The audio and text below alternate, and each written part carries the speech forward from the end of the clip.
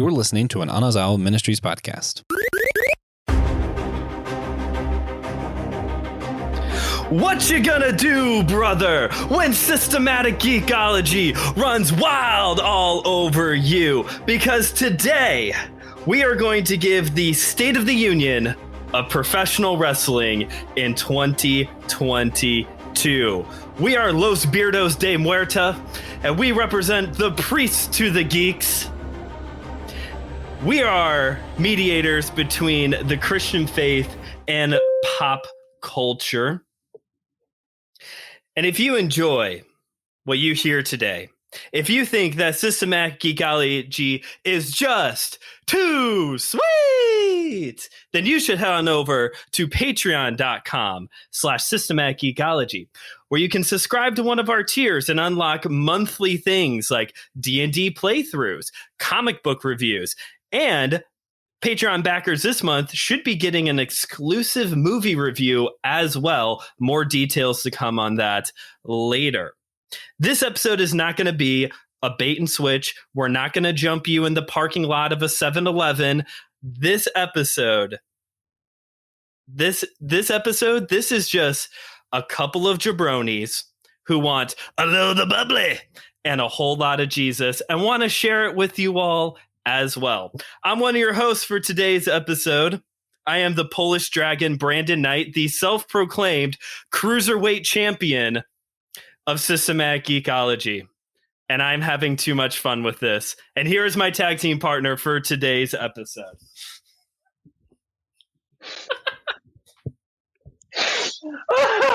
All right.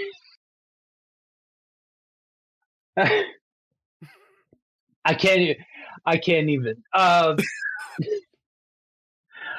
There's no going back after this one. This is the peak of the intros. It's all downhill after this one. That is the best one. I am the. I'm trying to think of a good wrestling. Oh, hang on. I am just a simple man, son of a plumber. Fun, hard times, baby. Your host, Joe, marketer, podcaster, and lifelong wrestling aficionado and absolute geek. If you'd have told me that back in '97 when I first became a wrestling fan, yes, I am dating myself,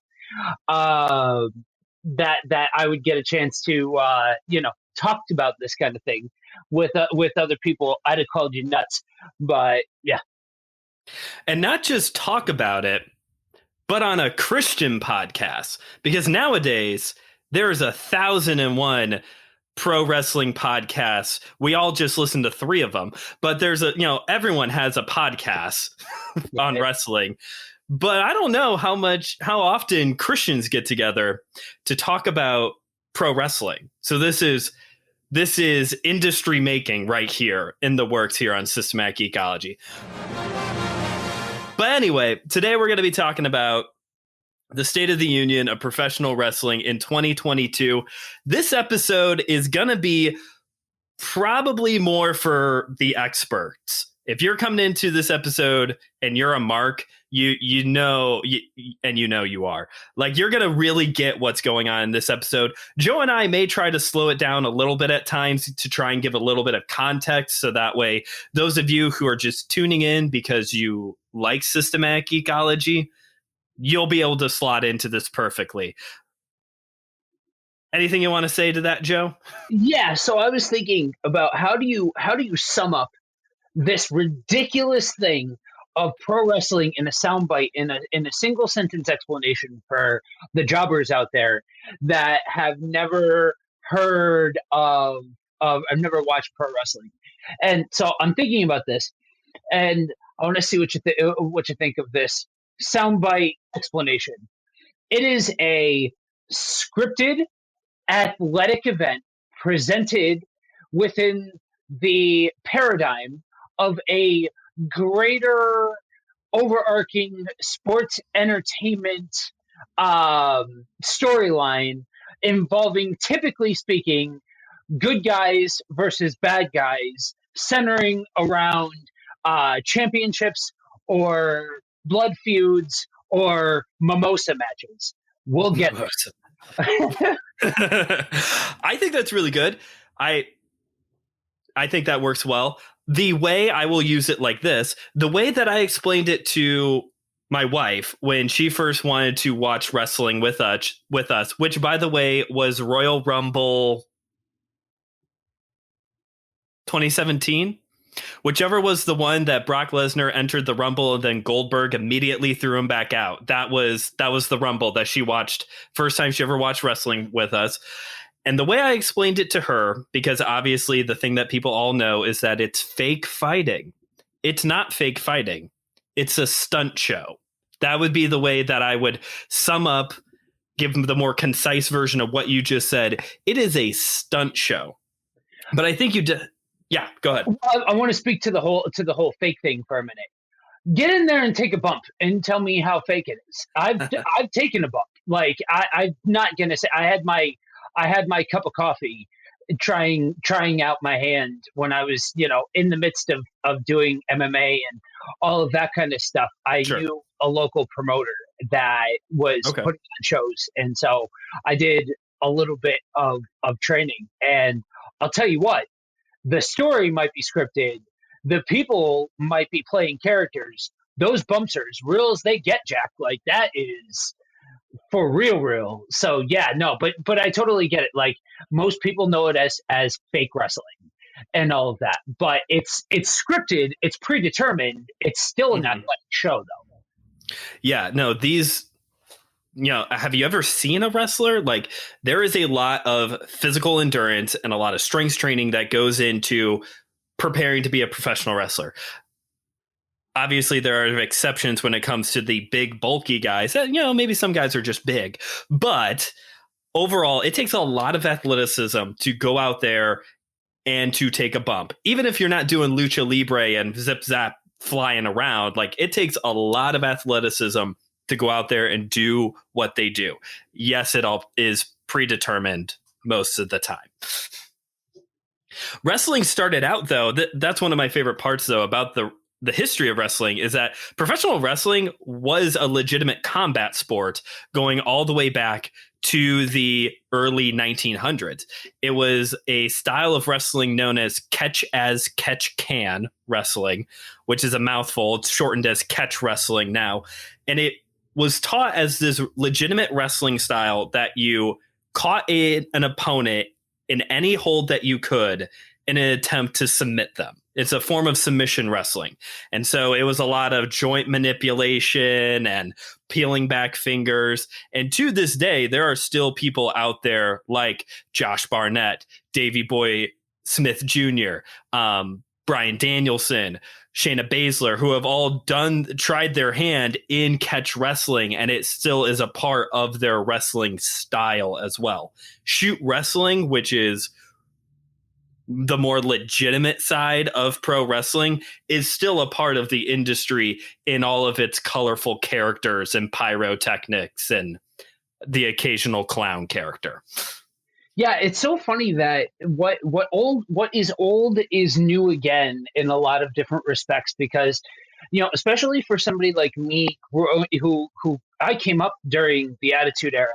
I watched wrestling like so many people our age got in during the Monday Night Wars and all of that kind of stuff, that now to see that athleticism and work rate is back at the top of what is considered the most important is really very interesting to me, versus like the big larger than life dudes, the characters, all of that kind of stuff. It's fascinating that like even for somebody like me, 6 foot, 200 pounds, I was a lot heavier when I was when back then, that I would still be considered small in comparison to the more mainstream guys, like your Hulk Hogan's, your John Cena's, your Randy Orton's, your people like that. Yeah, that's part of the reason why I've keep putting off trying my hand at it, because I am a small dude. Like when Rey Mysterio gets in the ring, I'm like, that's probably what I would look like in there, because I'm just like 5'6", coming in at like 175. Like I would be a small guy in there, nowhere near the, the Andre the Giant, the probably even like Stone Cold would be in more shape than I am. So that's kind of the brief, like, this is where it started at. It started as this like legitimate combat sport. Over time, people figured out that, hey, they made more money fixing the fights.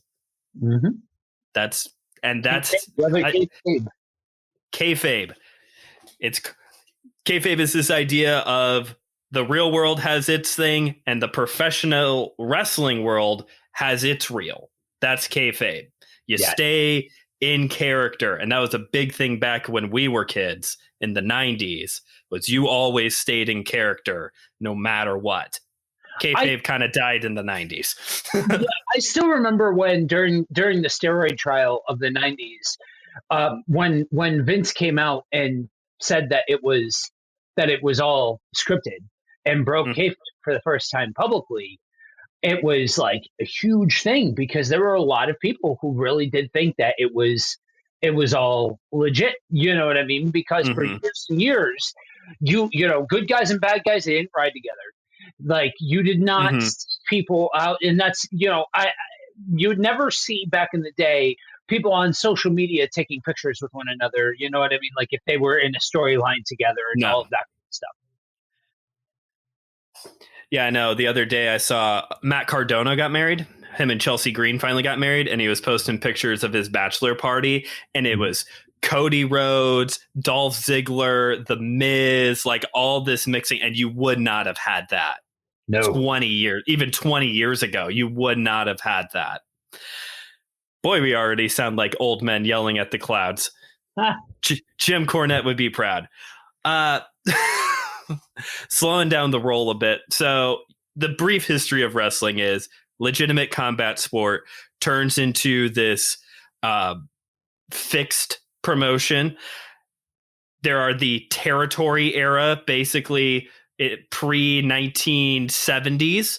The United States was broken up into kingdoms, really. People would book a certain geographical demographic of the United States, of their smaller territory of promotions. This is where you get things like the National Wrestling Alliance was one of the big ones back in the day. The McMahons out in New York running the World Wrestling Federation. I think it had more W's and more F's in the title back then. The McMahons running the northeastern territory of the United States. Over time, Vincent Kennedy McMahon comes up with the idea of going national and broadcasting nationally. And that was the end of the territory era, because prior to that, basically whatever area you lived in, that was the wrestling you got to see. I would have seen Chicago wrestling.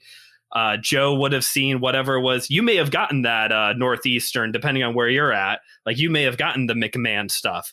I would have gotten Killer Kowalski. Like that would have been my guy back in the day. Gotten AWA. It would have. I think so. Yeah. Out there. Yeah. I think I would have gotten AWA. But McMahon took it national, and through that basically killed the territories, other than the NWA, who is like the comeback kid story in every era of professional wrestling. McMahon goes national with the World Wrestling Federation. It kills the territories because everybody wanted to be on TV. You made more money that way than just touring your local area. National Wrestling Alliance launches WCW, the World Championship Wrestling.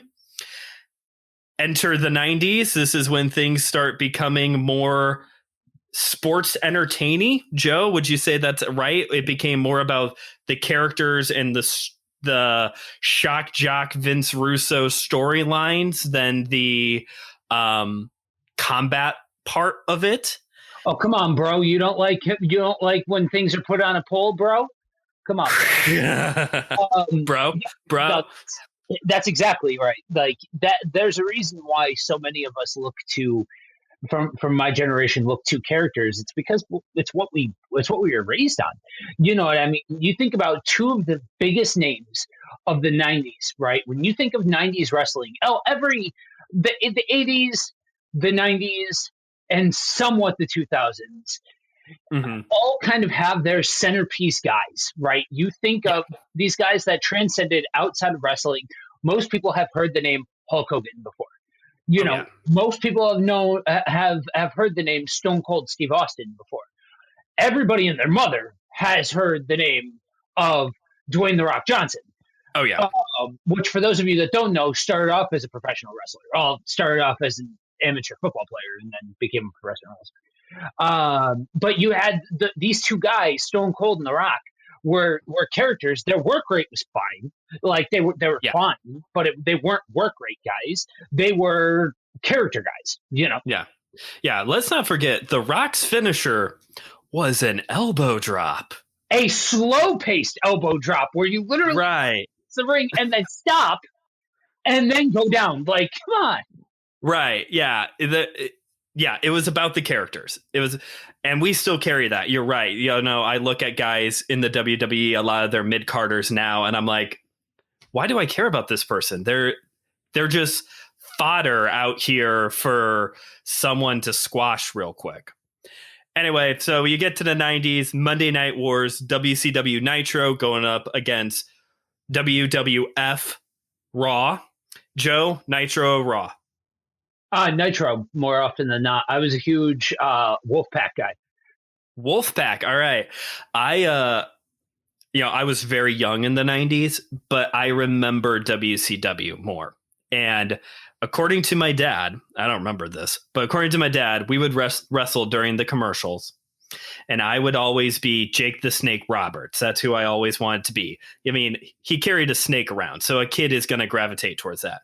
But I couldn't remember the snake part, so I was always Jake the Alligator, because alligator stuck in my head as a child better than snake, which rhymes. Eventually, Vince McMahon buys out his competition. That was the big, the simulcast being both on WCW and WWF at the same time, buys out WCW. You get into the early 2000s. And Joe, would you say this is the birth of the indies? Independent wrestling has always been a thing in the backside. But in the early 2000s, up into the present day now, would you say this is when the independent wrestling became got more of a foot in the door of this is a legitimate option as well? Yeah, you can think, even before the indies came, you're missing the extreme side of the Monday Night Wars. In the Friday night ECW. Yeah, I was growing up in Pennsylvania, going to Philly to go watch ECW and stuff like that. Like, that was, talk about nuts. I'm talking about like crazy town. Like, it was insane there. But that was, yes, a company that was one of the mainstream companies, but it was a lot of the initial, what an archetype of an indie would look like. And then you fast forward to 2002 and enter Ring of Honor.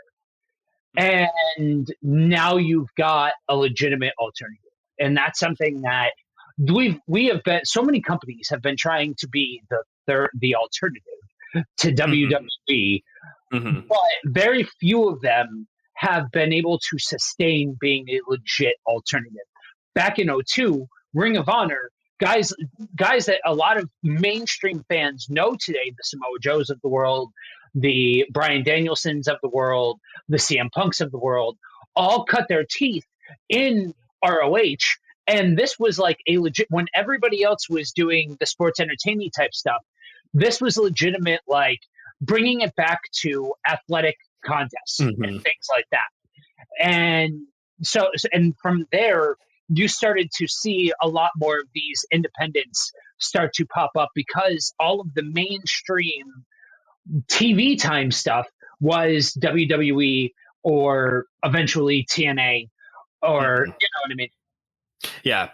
Yeah, I get what you mean too of like the alternative. When it comes to alternatives, like truly an alternative, like TNA Impact Wrestling is like the alternative to WWE. They are the lower budget WWE. But by the idea of the getting back to what wrestling is, going back to less of the character, more on work rate, that's where our ROH enters the picture. That's where Ring of Honor really comes into play. And thanks to the power of the internet, the world has just gotten smaller. And now you can just watch wrestling for hours on end every night of the week if you really wanted to. Because you got WWE, you've got Impact, you got All Elite Wrestling, you got Major League Wrestling, the National Wrestling Alliance, New Japan Pro Wrestling, not Global Force, excuse me, they don't exist. What I meant to say was Game Changer Wrestling. There are just so many options that are out there now because everyone's got a streaming service, or there is a streaming service for independent wrestling, independentwrestling.com or independentwrestling.tv, and Fight TV has a host of independents. Yeah. It's the market has gone from you got WWE and maybe TNA if you have the right channel to everything. It's everywhere. And more companies are trying to get in on it now too. Yeah, and I think inadvertently you have WWE to thank for that in a lot of regards. Because they're, they say that competition breeds success. And in the 90s, it was legit a matter of one company trying to put the other company out of business. It was legit war. And then the bottom fell out. That's the difference when one guy is running the show versus a board of investors over at Turner and stuff like that. Sure. So when the bottom falls out over there and they buy the whole thing, now they're the only game in town. Now Vince doesn't have to stay on the pulse of pop culture anymore, or stay on the pulse of what his audience wants. Now he just gets to sit there and keep collecting money and turn it into more of an entertainment company than it is a wrestling thing. And I think for a lot of people, they got sick and tired of seeing the entertainment stuff, because eventually you have to make a choice, right? Like, I hit this point with WWE where they can't, short of Roman Reigns, and when he came back and started doing the tribal chief gimmick. Okay.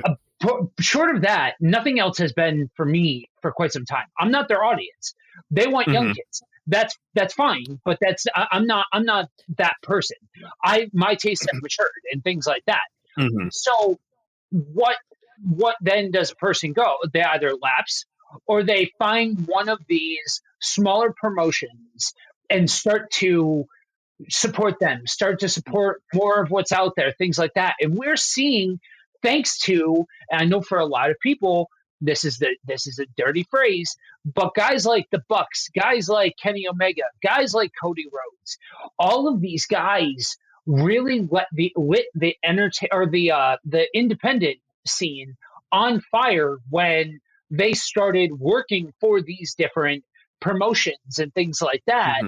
And it really breathed new life into the independent scene, where now you can go and see all of these different companies and things like that. Yeah, because that's the weird irony of professional wrestling, because competition is good. We're seeing that play out right now between WWE and AEW. Competition is good. It forces you to have to put out a better product, better storylines, better matches, get those men and women who are the hot commodities. But at the same time, wrestling is also better when we work together, which sounds so like Saturday morning 80s cartoon, but it's true. You look at something like All Out, or not All Out, All In. You look at All In, which was this super promotion of Ring of Honor, Impact. Was it AAA or CMLL? One of the two was AAA. also in. Was it AAA? AAA. Those are both Mexican promotions, by the way. Those are like the two big ones down in Mexico. All you people listening who have no idea what these letters mean. You look at something like All In, where they brought everybody together in this super card, and that was the birth of what is now known as AEW, All Elite Wrestling, through bringing everybody together. Competition or togetherness, that's what makes wrestling really good. Yeah. When you can meld the worlds of suspending disbelief and a compelling character, then really you've hit that sweet spot. Yes, I agree with that. So now that brings us to the present. We're in 2022. Here's what's been going on, folks. WWE in the past year has fired more people than Impact Wrestling has on their roster. They have fired 76% of their staff. 76% of the people who have worked for WWE in the last couple of years have lost their job. So we have that going on, and it's for budget cuts. Listeners at home, there are air quotes going in there. Budget cuts. Over at Impact Wrestling, they're hard to kill. Roll credits.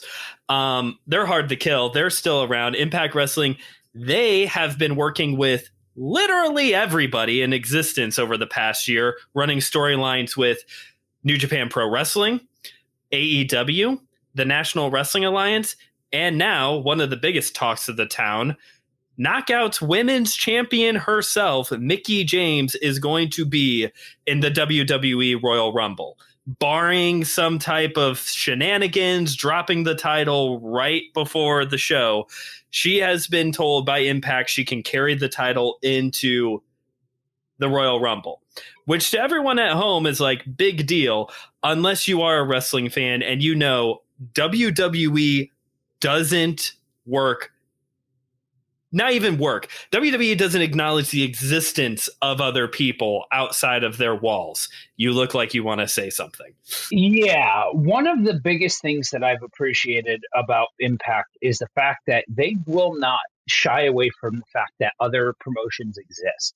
Yes. With WWE for a long time, for those of you that aren't aware, they simply, in storyline, if anything outwardly facing, nobody else existed for years and years and years. Other wrestling companies just simply did not exist. They would not refer to them. They would not reference them. If you asked them, they would say they would not acknowledge who they were. Mm-hmm. So for them to cash in on this whole hype train of the Forbidden Door is really a big deal.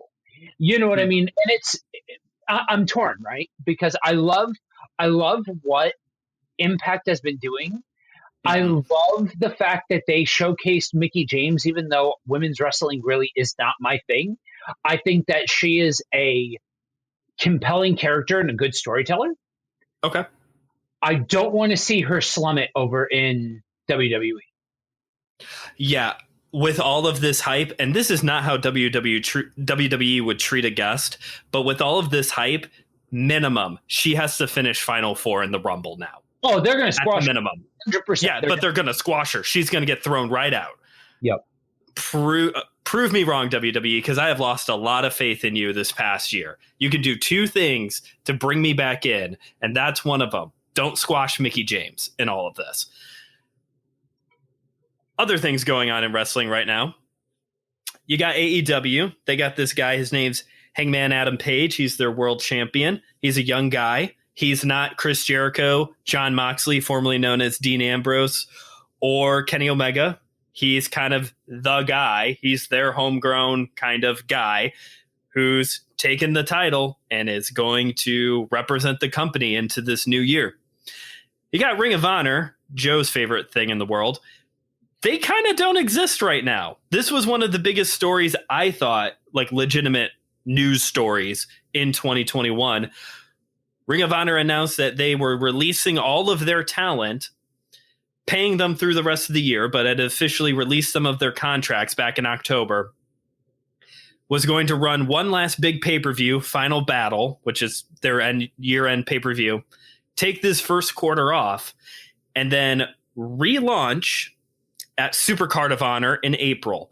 And everyone kind of held their breath, but earlier this week, we got some good news, Joe, because they did announce Supercard of Honor is on for April 1st at a venue, I don't remember which one, in Dallas. It's going to be run over WrestleMania weekend when everybody runs their other shows. Joe, you're the Ring of Honor guy. Do you want to weigh in now on all of this, or do you want me to come back to it? Yeah, no, I'll go ahead and weigh in. Okay. Ring of Honor was interesting during the pandemic. They on one hand, it's funny. I as I get older, business ethics matter more to me. Okay. Like an increasing amount. I refuse to support WWE because they're a trash bag company. Because they just are. They will fire people and then ask them to come back and be in the Rumble. For those of you that don't know, they fired Mickie James as part of this whole 76% of their talent getting let go. She made a name for herself out on the indies, and now they want to work with her again as a means to drum up. Yeah, no, miss me, I'm good. But with a company like Ring of Honor, the thing that people don't talk about, they were not running shows for quite a while. Mm-hmm. But then they suddenly, all of their people were still getting paid that whole time. None of their people went without a paycheck that entire time. Was it the best business practice to not be running shows at all and not just be running like empty arena shows and all of that? Mm-hmm. No. You know what I mean? They're not the smartest business practice. But at the end of the day, none of their people in a time that was completely and totally all of the unknowns going on and things like that, and so many people losing their jobs. None of their people went hungry. None of their people went without, and all of that. So now I think a big part of this whole restructuring thing is them realizing, whoa, we've lost our shirts over the last couple of years. Like, we've lost a boatload of money. Now let's go ahead and revamp and figure this whole thing out and restructure how we do money, how we do business, all of those kinds of things. I fundamentally believe that they will, and I thought this even when they first announced it. I never thought that this was going to be them closing the doors. I think they would have just closed the doors. I don't understand why so many people thought this was the end of ROH, but I really fundamentally believe that they're going to come back stronger than ever. And if I'm ROH, I say keep the title on Jonathan Grisham. He finally gave the title to him, a super athletic, good-looking black dude. Like, you finally and it's one of the few things where where professional wrestling shows its archaic nature. That we have to still celebrate the fact that we finally see somebody different than a 6'5" white dude as the world champion for a Fed. You know what I mean? So because let's not forget, WrestleMania Night 1 was main evented this past year by 2 African-American women for the first time, which is awesome. And yet it was also 2021 when that finally happened. Right. We and you don't have to, like, I'll be the first one to admit, I'm not going to sit here and pretend like I'm the world's foremost authority on women's wrestling. It's just not my thing. It's not my flavor. There's a million different flavors of wrestling. You know what I mean? From the very much catch as catch can to the super sports entertainment-y, like really character driven stuff of like DDT and all of that. Like, it can get nutty with some of the things that you can see in a professional wrestling ring. And with women's wrestling, like, it's somebody's flavor, and regardless of if it's your flavor or not, it should be less of a holy cow moment to not have, like I said, 2'6'5" white dudes going at it over a world championship. You know what I mean? Mm-hmm. Yeah. Oh yeah, for sure. Last year, my wife and we watched NWA Empower, their all women pay-per-view. Yeah. Did you watch that at all? I know you said it's not your cup of tea, but I'm just curious. Yeah, I did. Okay. My wife, again, started watching wrestling in 2017. So she has no context for Mickey James, Gail Kim, Awesome Kong, any Velvet Sky, like none of these women. Those promos that they were cutting, especially the Gail Kim promo, my wife is in tears. Like if the purpose was, hey, let's give women a voice for one night at least, mission accomplished. That you hit my wife with a bunch of people who she really didn't know. She was really there to watch Kylie Ray wrestle in the opening match. But like it made an impact. And speaking of NWA, I think they also should get an award for how they handled 2020 pandemic wrestling, because I don't know how they handled the financial side as much, but they were very, very cautious. They took a long break. I think they may have came back before Ring of Honor, but they took a long hiatus to keep people safe. And to this day, the place where they run their shows in Georgia is a government owned building. So they have additional, like it is very minimum capacity at the GPB studios where they run their shows. And they're totally fine with it. Like they have made it very clear, like we're not going to like mess around. This is people's health we're talking about here. And I love the National Wrestling Alliance. Me too, because it's a legit alternative. It's something different. You know what I mean? Like it really is. Does their announcing and their mic work and things like that need help? Yeah. Oh, that's where they really feel like an indie, man. Yeah, they really do. But that being said, I got to give it to NWA because we don't. I don't have to be the foremost authority on things. I don't have to be the most progressive dude or anything like that. For me to say a couple of very simple things. One, it shouldn't be a big hush hush thing that women are getting the spotlight. It shouldn't be, oh, women are getting the spot. That shouldn't be a thing.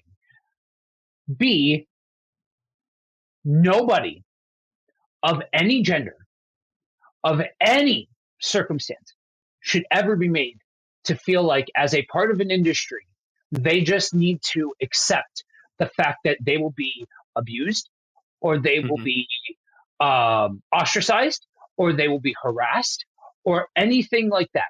I don't care. I don't care. Like that is very much the good old East Coast boy in me that you just don't mess around with that. And the way that they pivoted hard when the big scandal happened in 2020 and all these people got name dropped for being predators and being scumbags, but including one of their top people in David Lagana. Dave Lagana.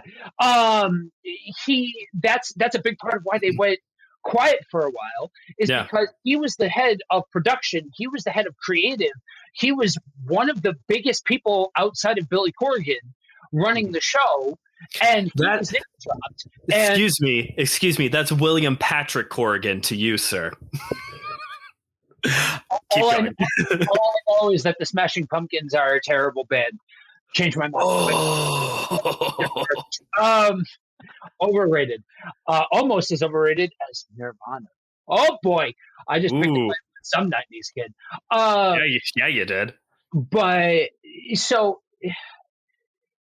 the way that they responded to that, like, dude, like, hats off. Like, chef's kiss. Like, Yes, AEW responded to the pandemic in their own kind of way.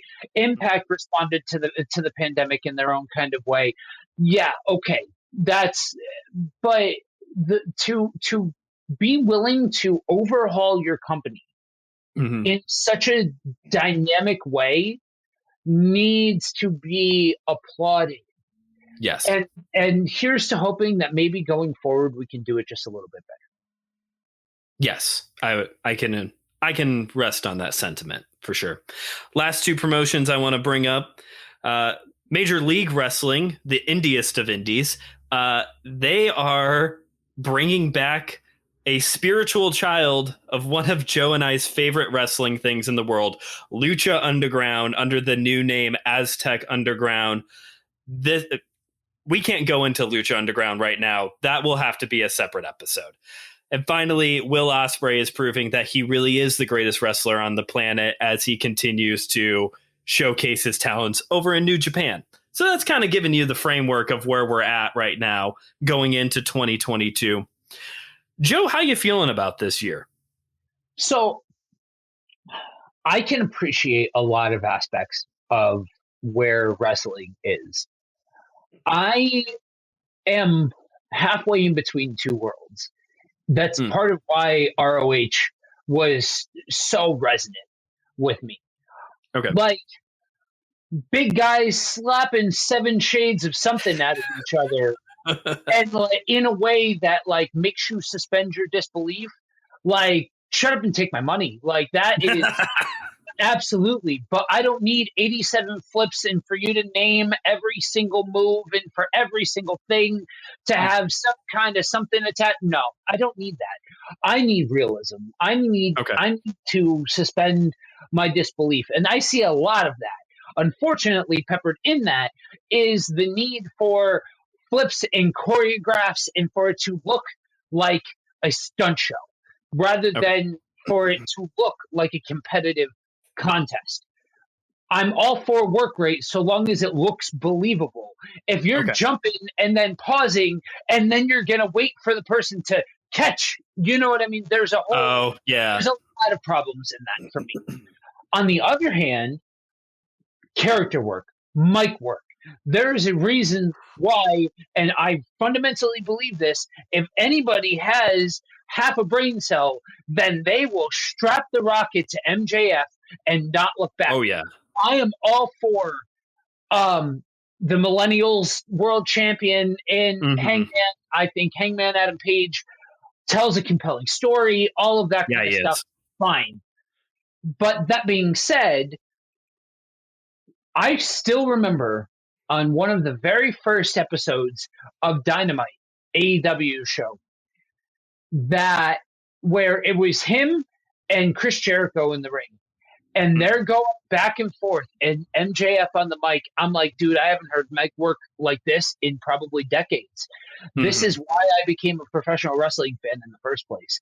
This is literally like dudes going at it on the mic and then can back it up in the ring is literally why I became a fan in the first place. And so for me, having a heel champion is way more dynamic than having your conquering babyface champion that's taking out all challengers and having 60-minute matches every other week and all of that kind of stuff. I don't necessarily need that. I'd rather a compelling character at the helm. So to me, being of those worlds, dude, there's awesome things going on. And more, I see the conglomerate of WWE. Like, yes, you've got your lifer fans that think that that's God's gift to wrestling and all of that kind of stuff. Refuse to look at anything outside of that. Whatever, fine. If that's your cup of tea, that's your cup of tea. Right. But for me, like, I love so much of what's going on, but I got to speak the praises of Impact. I think Impact is going to be the promotion to watch in 2022. And I think that they do so much right with their dynamic storytelling that I absolutely love it. I used to be a real big fan of TNA back in the day. I've always watched WWE. I wouldn't say I'm a lifer, but I've always I've always gravitated more towards WCW, to TNA Impact, to the alternative versions. I do share a little bit your view on wrestling, though. I like the realism.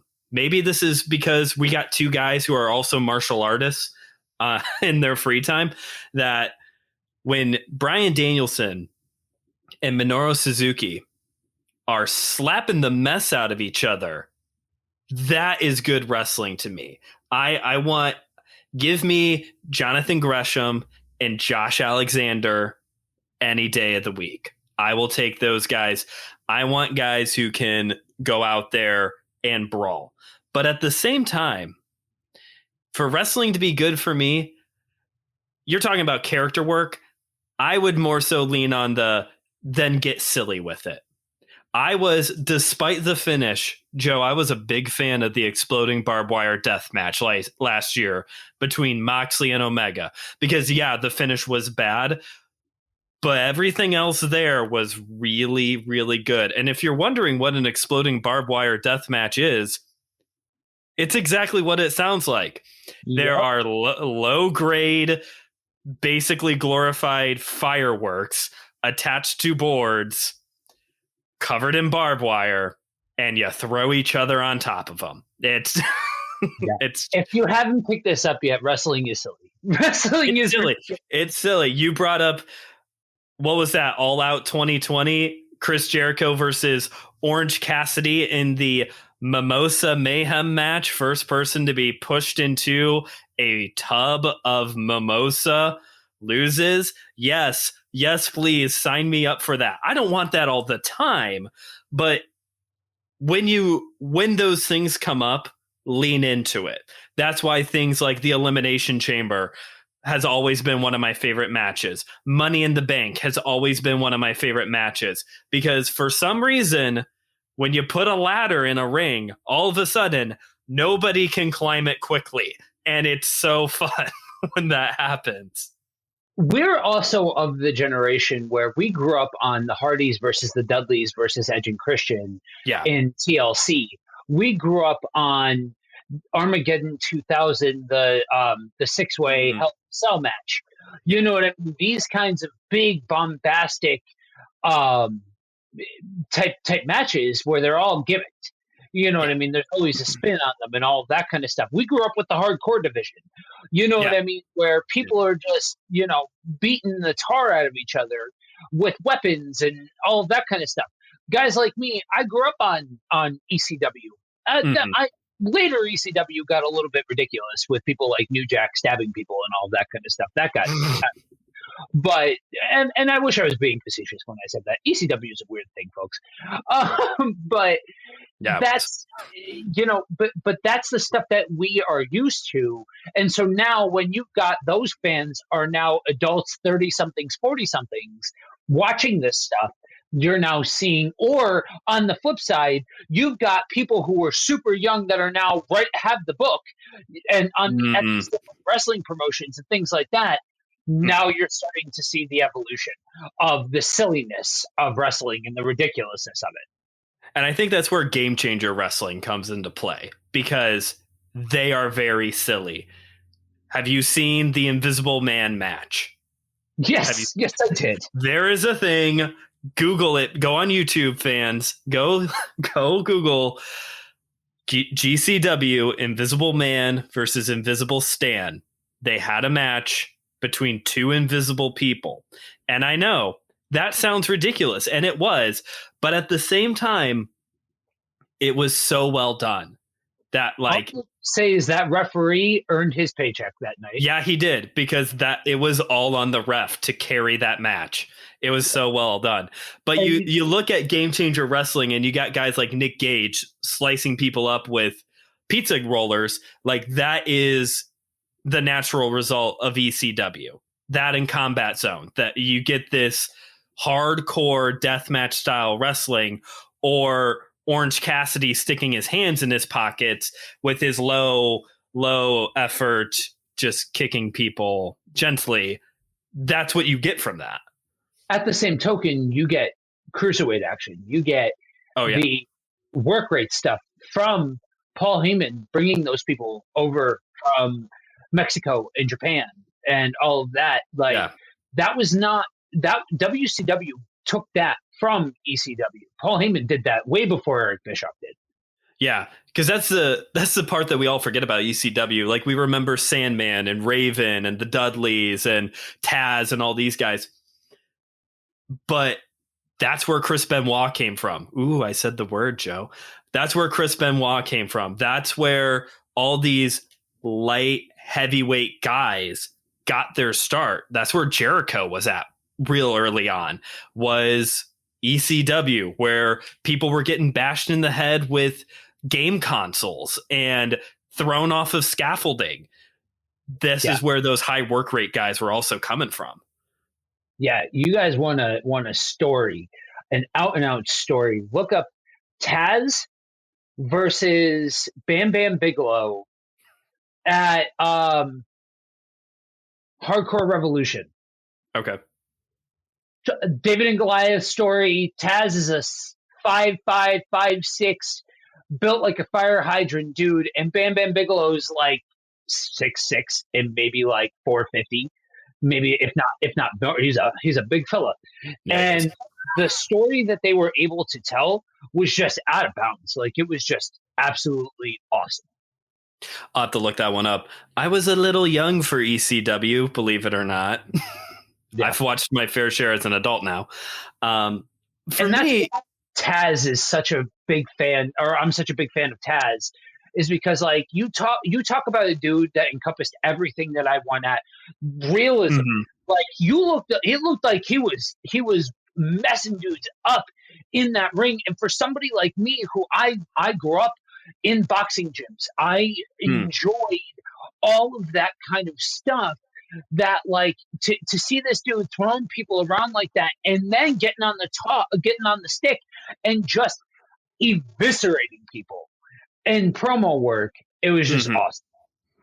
I wish I could remember Taz as a wrestler. I've always known Taz as the commentator, but that's a good thing too. Going into 2020, or 2022, excuse me, going into 2022, my impression is that this is going to be a big make or break year for a lot of people. I think this is going to be a make or break year for a lot of promotions. WWE, I mean, it's going to take a lot for them to go bankrupt. I mean, they got money out the wazoo in that company. I think this is going to be a make or break year for their fans as they continue to drain the pool of their talent, drain the pool of production, and move more and more towards entertainment. Yeah, and less towards wrestling. Like you said, the weird thing about WWE is that they appeal to children, but their main demo is 50 plus, those lifers. You get like children and 50-year-old men who have been with the company for forever. And like you said, if that's your cup of tea, that's your cup of tea. That's fine. I've lost interest. SmackDown has always been my favorite WWE show, and I don't even bother anymore. Yeah, I think this is going to be yeah. Go ahead. Well, that's because the two main people that you just described are Hulk Hogan and Attitude Era fans that have just refused to let go, or people that like kids that like the flashiness and like the very watered down version of wrestling that WWE is now and can do now that they are publicly traded and they behold to investors and different advertisers and different people like that like it very much changes the whole dynamic of what it is that they present. Whereas with these other companies, they're trying to recapture what wrestling was like before all we ever knew, the whole generation of people that all they ever knew was sports entertainment. Yeah. And I should explain real quick as far why we keep using that phrase, sports entertainment. Vince McMahon hates the word wrestling. He is 1 and 2, and that's part of the biggest difference between WCW and subsequently AEW, which is kind of a spiritual successor of sorts to WCW in a lot of ways. But it was very much a that Southern wrestling versus the North's entertainment and stuff like that. Hmm. And he coined this phrase, sports entertainment, back in I think it was the early 2000s was when when he really made a push to get wrestling, the word wrestling, out of it. And so it's kind of a tongue-in-cheek thing that gets used in the community of wrestling versus sports entertainment, wrestlers versus superstars, Yes. which they call their men's. Well, women too. They stopped using the word diva, thankfully. Even Progress. yeah, but that's why we keep going back to that phrase. Mm-hmm. Yeah, it's that perfect storm of the steroid trial, Chris Benoit, the whole 9 yards, that really you start to see they literally changed the name of the company also because the World Wildlife Foundation was suing them for using the letters WWF, and they changed it from World Wrestling Federation to World Wrestling Entertainment. That is what your E stands for, is entertainment. That's what they're about. I think this might be a make or break year for AEW. The bubble I don't want to be that guy, but the bubble has to pop at some point. Like, I don't want it to. I want them to continue to succeed. But between putting the title on a young guy who is very different from their other characters who have been champion, and also the move to TBS and having to re-gauge demos and ratings and whatnot, I think this could be an interesting year for them. Like, I'm going to give a couple of rapid fire hot takes about AEW. Go. I think that they are proving that flippy dippy stuff, not to be too much like Jim Cornette, doesn't sell tickets. And I seriously agree with that. You cannot sell a card just based off of flippy dippy stuff and people flying through and acrobatics and all that kind of stuff. People want storyline. People don't just want 60-minute matches all the time. It's not the 80s anymore. People they will not accept just that. That within a compelling storyline is an entirely different story. And I really think that if AEW, here's the thing, right? They haven't been growing.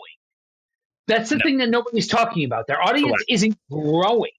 Yeah. It's sustaining, and that's not necessarily good. And so while I can appreciate what AEW is, they, for the love, need to hire somebody who can tell a story. If they can learn how to tell a story, they will take over the wrestling business. If they can learn how to have long, overarching story beats that don't eventually get forgotten or get put on the back burner for the latest free agent signing or something along those lines, or actually do the whole rankings thing that they said that they were going to do, leave that, honestly, I think they should leave that to MLW. MLW does that wonderfully because that's a tentpole gimmick of theirs. Yeah. Leave it alone. Like, yes, make matches matter, and seriously, get somebody needs to take the mic away from JR. They need to take the headset away. He's done. Like, he's a relic of a bygone era.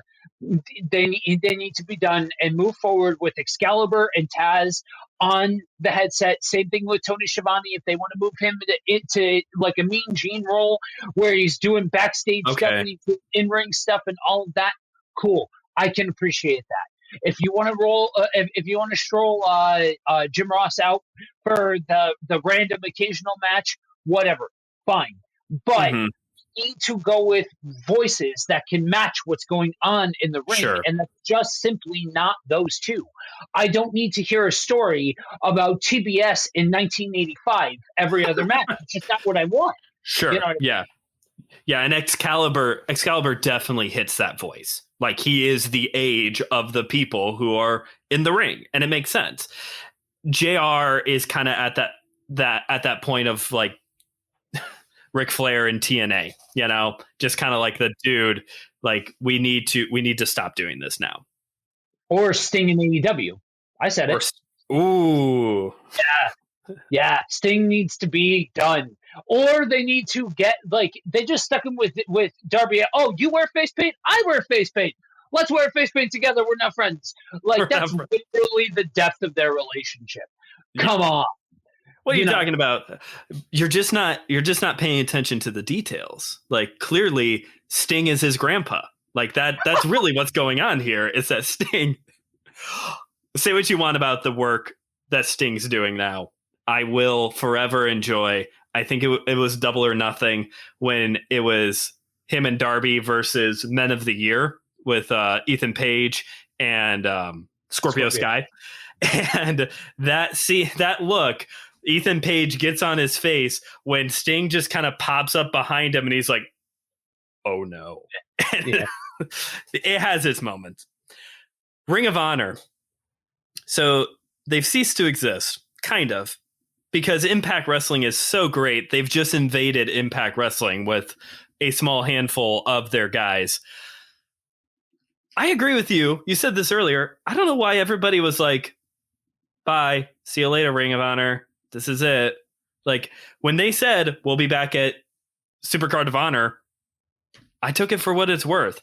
I think this is going to be an interesting year to see how it all plays out, especially with this whole restructuring that they're doing. They're going to non-contracted talent now to help save money. So that'll be an interesting play on how that works out with everything. Should make booking a little bit easier and also more difficult all at the same time. Well, the thing that most people don't realize about Ring of Honor is they're one of the only other places outside of the big two that has consistently used exclusivity contracts. That most of their roster was on company specific exclusive contract. And so I think that's brilliant, especially because WWE has proven that they are an entertainment company. Okay, so what do we have now that combats that? A revamp of the territory system. That's all the indies are. It's the territory system. Yeah. So share talent. There's nothing wrong with that. No. The Briscoes went and won the GCW tag team titles. Like even before they announced it, they were showing up in GCW to win their titles. So yeah, share the talent. It's fine. Share the love. Wrestling is better when people from they don't even go here show up and wrestle for it and win their titles and bring it back to their company. It's more interesting that way. It's this blurring. It's as if DC showed up at Marvel, which did happen in the 90s. Like this stuff does happen, and it's more interesting that way.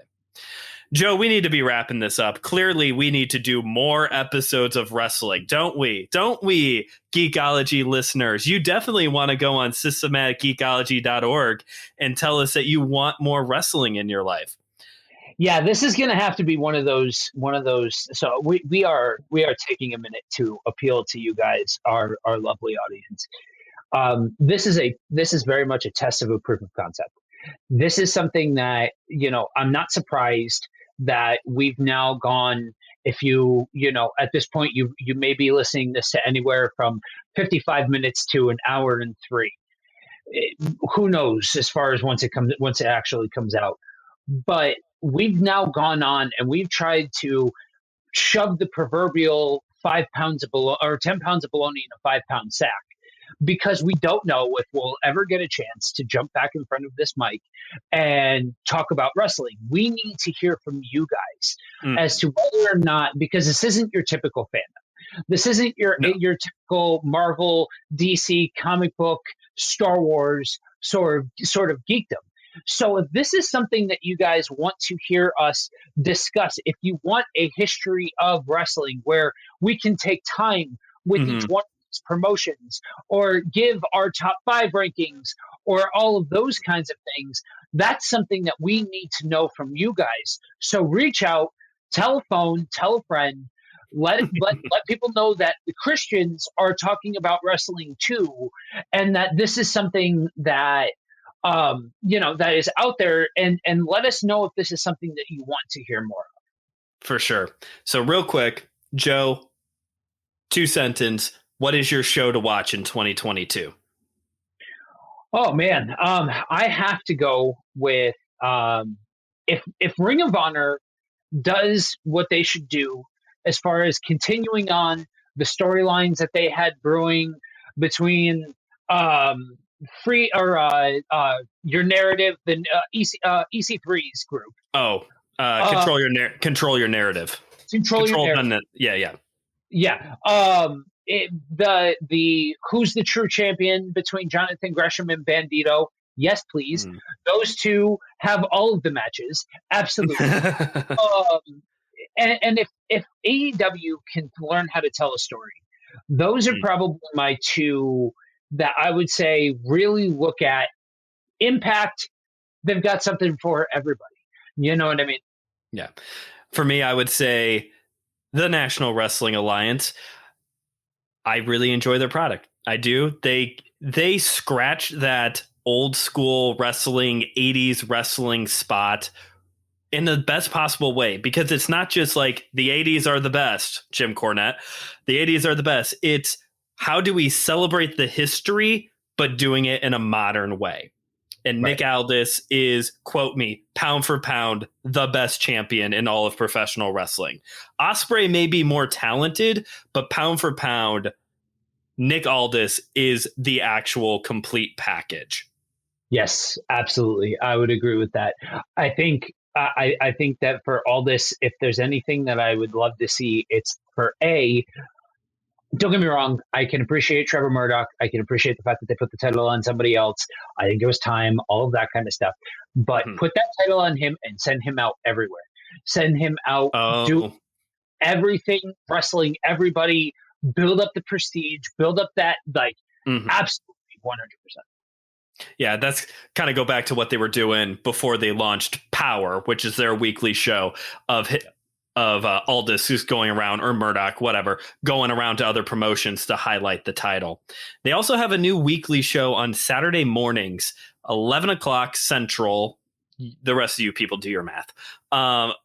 Called NWA USA, and they are highlighting, they're crowning a new junior heavyweight champion, a new cruiserweight champion, which in some companies like WWE, it doesn't really matter. To the rest of the world, that is 205 pounds or lighter is typically defined as a cruiserweight or a junior heavyweight.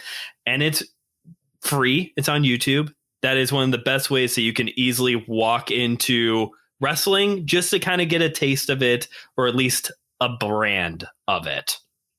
Yeah. Yeah. That's so I want to give something real quick before we wrap up here Okay. to the diehards that are the people that have understood all of the lingo, watch wrestling, all of that. Rapid fire top three predictions of 2022. Go for it. Top three predictions of 2022. Okay. Across the board can be anything. Mhm. Okay. Across the board can be anything. GCW is going to get on television. I think they're already in talks. There's been a little bit of talks with Vice along with MLW to join them over there. So I think GCW is going to make it onto cable or whatever you want to call it now. 2, WWE is going to make a movie. Now, they have made movies in the past, but what I mean by that is there has been these weird talk that they're going to start their own basically cinematic universe of movies, of wrestling, and I think it's going to happen this year. And it's going to be bad. That's not actually part of the prediction, but it's not going to be great.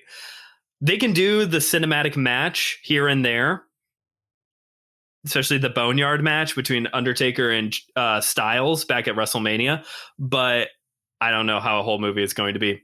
And rapid fire number 3. NWA is going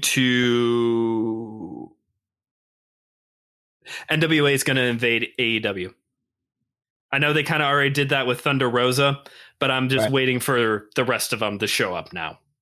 Yes, I think it's just because I want Kenny Omega and Aldis is really what it comes down to. But oh, see, I want Cody Rhodes and all this again. I want to see that. We do need the third with Cody as the heel and Aldis as the babyface. because before it was the other way around. Yeah. And I 100% want to see, like, they need to change. They need to flip the coin and finally make him a heel. Make him a heel. I understand slow storytelling, but you need to make Cody a heel now. Otherwise, it's going to be garbage.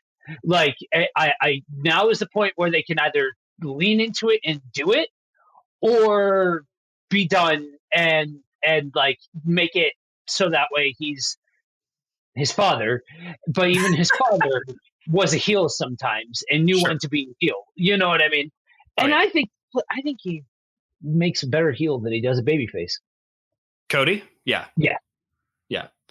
For sure. Okay, rapid fire. What do you got? Okay, I unfortunately think that they are going to keep the title on Page for all of the year.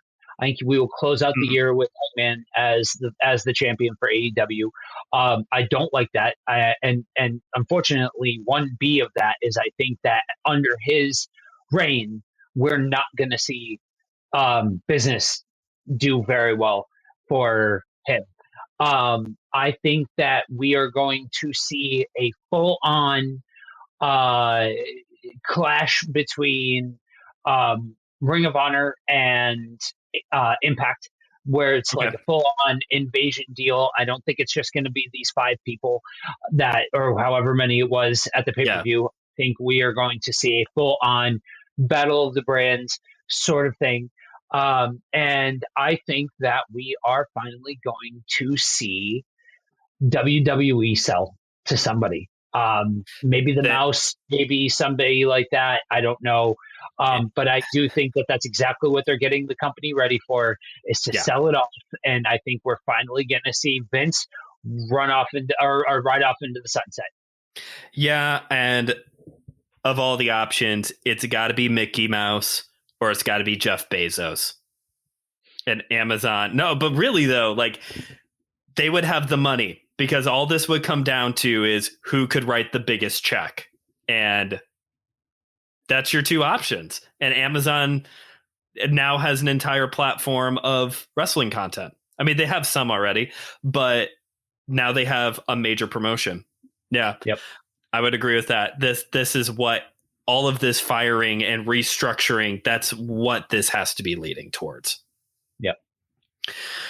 We have been going for so long on wrestling. So maybe we should do, we have definitely shown our passion here for wrestling. But very simply, Joe, we have a tendency to go long anyway. The state of the church in America. Maybe I'll monologue for a bit and then you can kind of wiggle in here. I think right now the church is in an interesting spot. We were so all over the place in 2020, drawing lines in the sand, getting passionate about some things, and then completely cooling off within 2 weeks when the next cool thing came around. And then we got really tired in 2021. And we all got really depressed and really sad and really just needed to go sit in the corner with a warm glass of milk and just relax, but we kept pressing on. I think right now, going into 2022, the church is maybe recalculating. I would hate to use the word slumbering, which maybe is really what's going on. Maybe the church is just kind of taking a back seat and is just going to let things play out until the next big thing happens. And then we get all riled up again. But I don't know. Back in 2020, it would have been, we're a hot mess, would have been more of my answer. But right now, going into 2022, I don't really know what the church in America looks like. I don't know if that's a good thing or a bad thing either. Maybe we're just taking our chill pill finally and trying to get our head together. Joe, what do you think? Well, it's a loaded question and we've gone long already, but we have to do a little bit of a topic, Right. To sum it up in a Reader's Digest version, that would need a lot more context. I think that we are either on the precipice of a great reformation, or we are seeing the systematic deconstruction of the American church. And I know that that's a heavy statement to make.